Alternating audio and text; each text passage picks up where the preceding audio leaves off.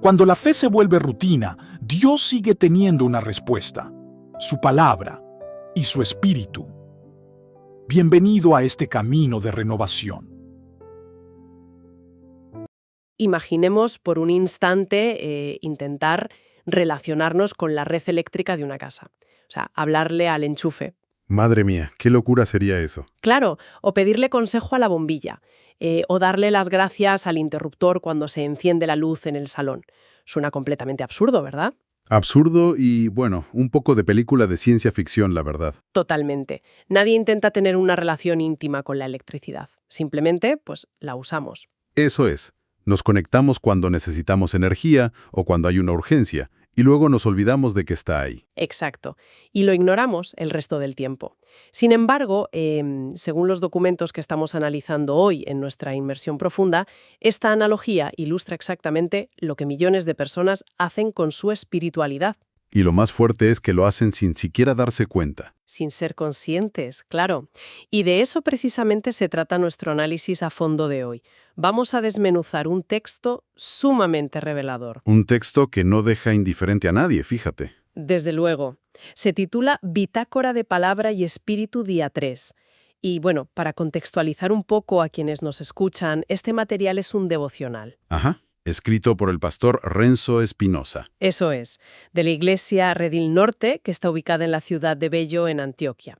Y la premisa que el autor pone sobre la mesa nos invita a cuestionar desde la raíz nuestras prácticas más naturalizadas. Es que él argumenta algo súper profundo. Dice que existen verdades que las personas pueden llegar a afirmar durante décadas. Sí, memorizarlas y todo. Exacto. Memorizarlas e incluso enseñarlas a otros, sin haberlas sentido jamás en el fondo del alma. ¡Qué barbaridad!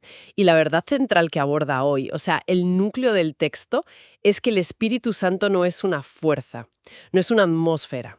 Sino que es una persona divina. Ahí está el cambio de paradigma. Y a ver, el momento de analizar este texto no es ninguna coincidencia, ¿eh? El autor utiliza esta reflexión como una preparación espiritual. Una preparación para algo muy específico, además. Claro, para una nueva serie de predicaciones que comienza este mismo fin de semana. Justo ahora, el 11 y 12 de abril. Exactamente, allí en Redil Norte. Y el argumento del documento es que, bueno, comprender esto no es un mero ejercicio teórico de teología. No es para quedarse en las nubes. Para nada. Es un cambio de paradigma que promete alterar por completo la forma en que se vive la cotidianidad. Pero, a ver, para poder dimensionar de verdad de los beneficios espirituales que promete esa nueva serie del 11 y 12 de abril, creo que primero tenemos que entender el problema actual. El diagnóstico, digamos. Eso es, porque el texto sugiere que el mismo lenguaje religioso, a menudo, pues nos adormece. Totalmente. Habla de cómo adoptamos un vocabulario de la fe que suena muy pulido, muy correcto, pero que la práctica se traduce en lo de la electricidad. En tratar a lo divino como una especie de batería recargable, ¿no? Exacto. Y aquí me surge una duda genuina leyendo al pastor Espinosa, porque me pongo en los zapatos de quienes nos escuchan en su día a día. A ver, cuéntame. Es muy fácil, desde un punto de vista intelectual, afirmar que estamos ante una persona y no ante una fuerza. Pero en la vida real, o sea, cuando alguien está desesperado porque no tiene con qué pagar el alquiler a fin de mes. Ya, la presión del día a día. Claro, pues si enfrenta una enfermedad grave en la familia, pues lo que uno busca en ese momento es una intervención, una demostración de poder. Quieres una solución y la quieres ya. Eso es. Entonces, ¿no resulta un poco idealista, desde la perspectiva del autor, pedirle a la gente que ignore esa necesidad de ver efectos palpables para centrarse únicamente en la presencia? Pues mira, esa tensión que mencionas es, de hecho, el núcleo del debate que plantea el texto. ¿Ah, sí? Sí. El pastor Espinosa no está sugiriendo que se ignoren las necesidades humanas o que no existan esas intervenciones. Vale, no es que niegue la realidad. Para nada. Lo que el documento diagnostica es un problema mucho más profundo en la psicología de la fe. Nuestro cerebro, por naturaleza, busca el camino de menor resistencia. O sea, la ley del mínimo esfuerzo. Exacto.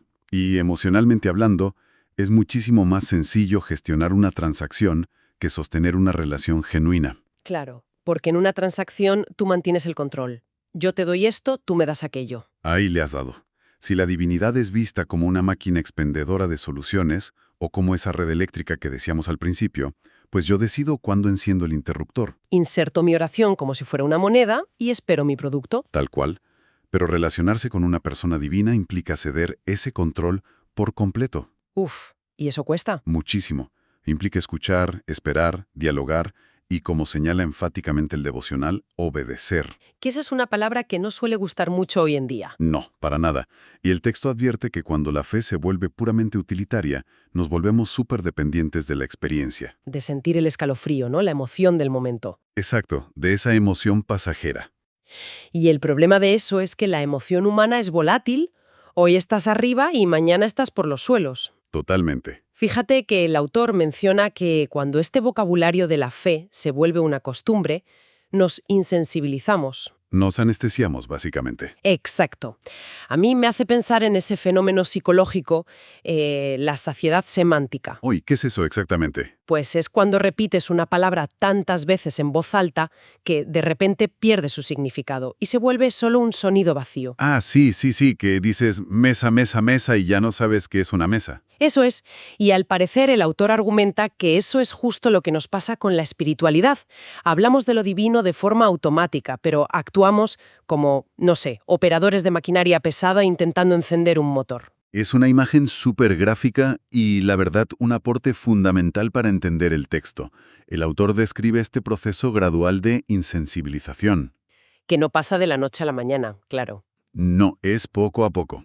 Y fíjate, para romper con esa inercia, el documento no se queda en una mera opinión sociológica o psicológica. Se va a las bases. Exacto.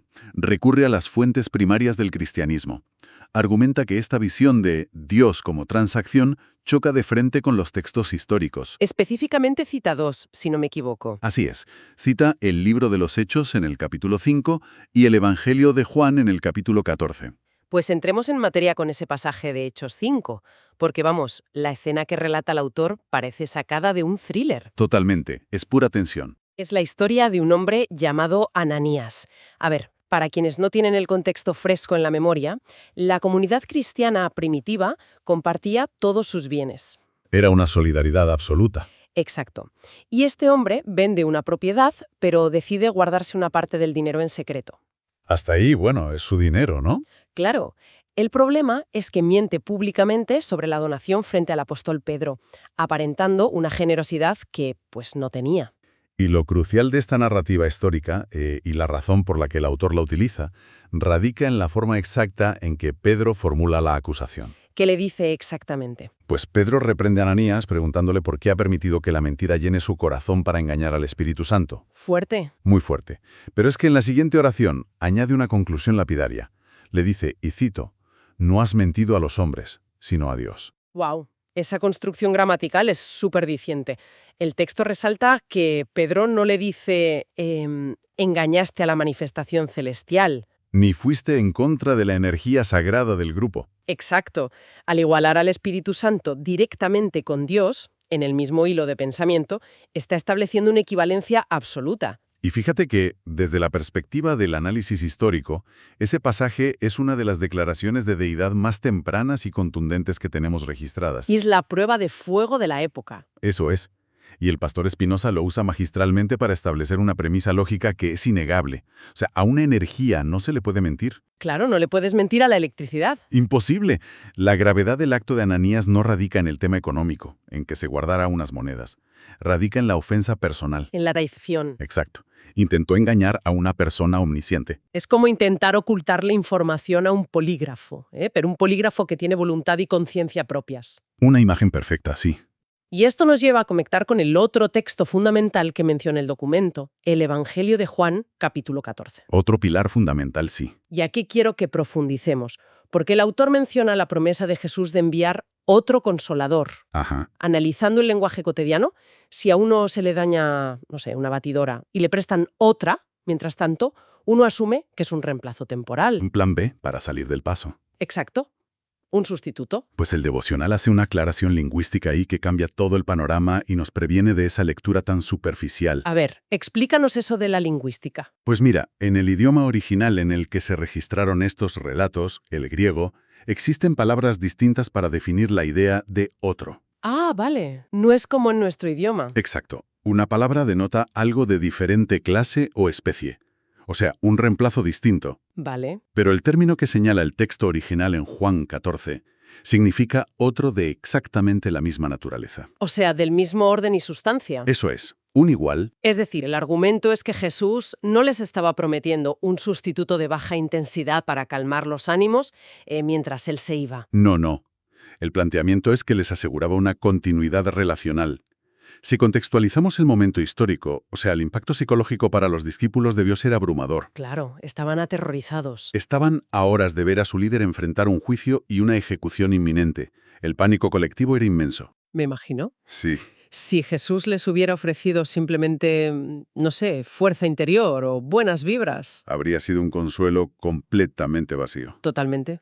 Lo que les promete y lo que el texto subraya es la misma presencia divina, pero ya no limitada a un solo espacio físico. Qué potente. Ahora, toda esta argumentación histórica y lingüística no se queda flotando en la teoría. Y aquí es donde el texto empieza a aterrizar el concepto hacia lo cotidiano, que es lo que más nos interesa. Ahí está la clave de todo. Hay una sección muy provocativa en el devocional que se llama El susurro del espíritu, y el autor lanza una pregunta que, de verdad, nos mueve a pensar. Sí, esa pregunta te frena en seco. Pregunta: ¿hemos estado buscando del espíritu más sus efectos que su presencia? Y yo planteo un paralelo. A ver qué te parece. Dime, Esto me suena a lo que pasa cuando uno tiene acceso al médico más brillante del mundo. Uno hace la fila, entra al consultorio, exige la receta y sale corriendo sin siquiera mirarle a la cara. una falta de respeto tremenda. Claro, queremos la medicina desesperadamente, porque nos duele, pero ignoramos por completo a la persona que nos está sanando. Pues esa analogía del médico ilustra perfectamente la corrección necesaria que el pastor Espinosa propone para las comunidades de fe contemporáneas. Una corrección de rumbo, ¿no? Eso es. El autor sostiene que muchas prácticas modernas, o sea, y a veces sin mala intención, Por pura inercia. exacto, por inercia, han fomentado una cultura de buscar manifestaciones físicas o resoluciones rápidas de problemas, ¿Lo de la máquina expendedora? tal cual, olvidando la reverencia hacia quien otorga esas respuestas.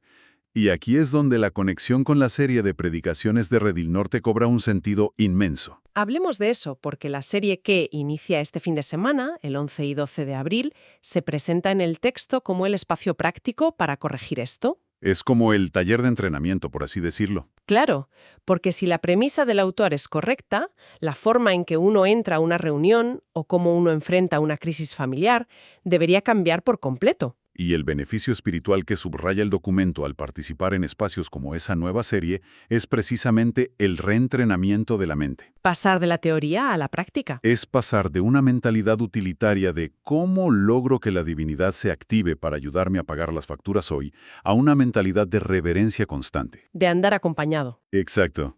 El autor argumenta que una iglesia sana no apaga las manifestaciones, obviamente, pero aprende a no ofender a la persona divina con actitudes transaccionales. Es aprender a caminar sabiendo que se está siempre delante del rostro de Dios. Qué bien dicho. Y aunque esa corrección que propone el texto puede sonar un poco severa de entrada porque nos sacude las comodidades, Nos saca de la zona de confort, claro. totalmente. Pero la lectura del devocional da un giro maravilloso hacia el final. Se enfoca en lo que el autor llama las horas de cansancio y los días de sequedad. Qué importante hablar de esto. Y creo que todos los que nos escuchan hoy, sin importar la rutina que lleven, conocen ese agotamiento profundo. Esos días donde no das más. Esos lunes grises donde el cuerpo no responde, donde la motivación está bajo cero y donde mantener cualquier tipo de disciplina parece, requerir un esfuerzo sobrehumano. Pues el autor utiliza esa experiencia humana universal que todos tenemos para contrastar la enorme diferencia entre depender de una fuerza y ser acompañado por una persona. A ver, profundiza en eso. Si nuestra concepción es transaccional, en esos días de sequedad extrema nos sentimos completamente abandonados. Claro, si la batería no nos da el impulso, pues asumimos que el sistema falló, el enchufe está roto. Exacto. Pero la presencia de una persona divina cambia la ecuación psicológica y espiritual por completo. Claro, porque en esos momentos saber que uno no está luchando solo a punta de pura voluntad humana o disciplina. Que la fuerza de voluntad se acaba rapidísimo además. Volando. Saber que verdaderamente alguien omnipotente nos acompaña Pues quita un peso inmenso de los hombros. Te da un respiro. Le quita a uno el agotamiento de tener que autosostenerse todo el rato. Y para consolidar esta idea, el documento cierra con lo que denomina la frase de fuego. Uy, me encanta ese término. Es genial, y es quizá el punto culminante del análisis de hoy. Dice, el Espíritu Santo no vino solo a tocar momentos, vino a habitar personas. ¡Wow! Vino a habitar personas. El autor plantea que la divinidad no es un visitante esporádico, que aparece solo para eventos especiales en la agenda o los domingos. Sino un habitante permanente. Eso es. Y cuando esa verdad se interioriza, transforma lo ordinario. Te cambia el día a día. Cambia la manera en que se toma una decisión súper difícil en el trabajo o cómo se maneja un conflicto familiar. O desde qué lugar emocional decides perdonar una ofensa, que eso es dificilísimo. Claro. Ya no reaccionas desde la limitada paciencia humana, sino desde esa conciencia de estar habitado. Qué cambio de perspectiva tan enorme, la verdad. Bueno, el tiempo nos apremia, así que vamos a ir recogiendo las ideas principales de esta inmersión profunda para que nos queden bien claras. Perfecto. Hagamos un resumen. Comenzamos abordando la crítica del autor a esa visión utilitaria, esa tendencia tan humana de relacionarnos con lo divino como si fuera una red eléctrica manipulable.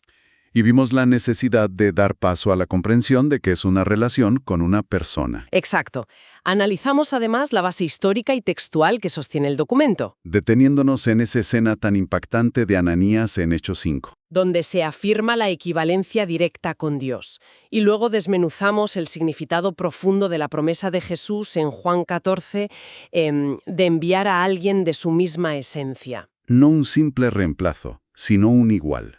Y vimos cómo todo este fundamento desemboca en una invitación a revalorar nuestras prácticas modernas, o sea, dejar de buscar únicamente la receta médica para empezar a conocer al médico en persona. Una analogía que no se nos va a olvidar.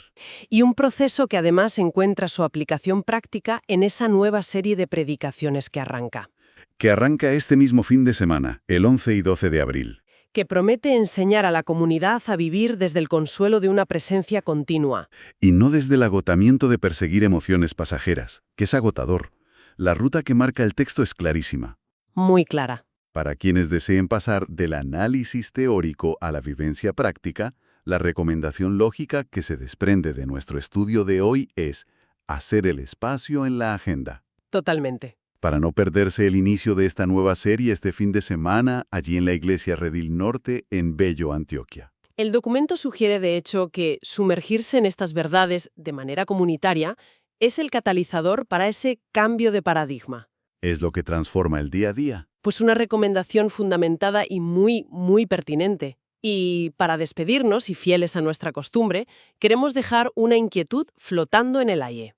Esa pregunta para llevarnos a casa. Eso es. Una pregunta para que nos quede rondando en la cabeza basándonos en la premisa central del texto del pastor Espinosa. A ver, Si verdaderamente fuéramos conscientes de que el mismo autor intelectual que inspiró cada relato, cada carta y cada texto de las Escrituras es la misma persona divina que habita en nuestro interior de forma permanente, madre mía. la pregunta es, ¿con qué nivel de asombro o expectativa abriríamos las páginas de ese libro mañana por la mañana? Qué buena pregunta para reflexionar. Pues ahí dejamos esa reflexión para que la analicen quienes nos escuchan. Muchísimas gracias por acompañarnos en este análisis a fondo, desmenuzando la bitácora de Palabra y Espíritu. Ha sido un recorrido verdaderamente revelador, la verdad. Sin duda. Nos encontramos en la próxima inmersión profunda. Un abrazo para todos. Un abrazo, hasta la próxima.